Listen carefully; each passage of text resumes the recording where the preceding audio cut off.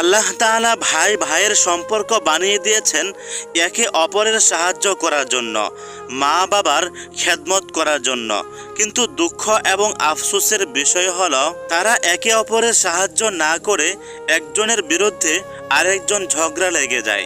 মা বাবার সেবা যত্ন না করে মা বাবার সম্পত্তি ভাগাভাগি করার জন্য উঠে পড়ে লেগে যায়। কাউকে ভালোবাসলে এতটাই ভালোবাসবেন যাতে সে আপনাকে ছেড়ে গেলেও আপনার ভালোবাসা সারা জীবন মনে রাখে।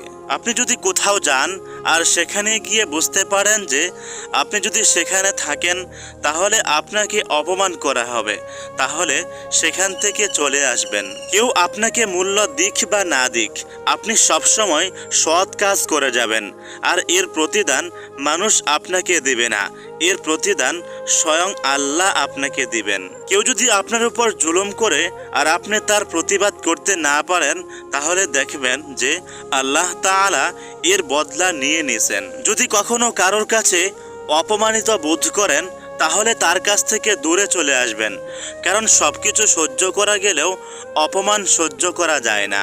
20 বছর পড়াশোনা করলেও পড়াশোনা মানুষের নেশা হয় না, কিন্তু মাত্র 20 দিন নেশা করলে সেটা মানুষের নেশা হয়ে যায়। জীবনে কখনো তর্ক করবেন না, কারণ তর্ক করে জিতা কোনো বুদ্ধিমানের কাজ নয়। বুদ্ধিমানের কাজ হলো তর্কে না জড়ানো। জীবনে কখনো হার মানবেন না, কারণ আজকের দিনটা হয়তো কঠিন যাচ্ছে আর কালকের দিনটা হয়তো আরও কঠিন যাবে, কিন্তু এর পরের দিন সূর্য উঠবেই।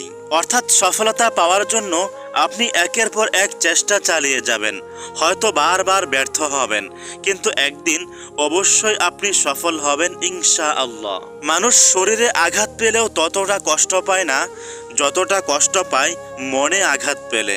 কেউ যদি আপনাকে অন্ধের মতো বিশ্বাস করে তাহলে আপনি কখনো তার বিশ্বাস ভাঙবেন না, কারণ বিশ্বাস হারিয়ে গেলে মানুষের বেঁচে থাকার ইচ্ছাটাও হারিয়ে যায়।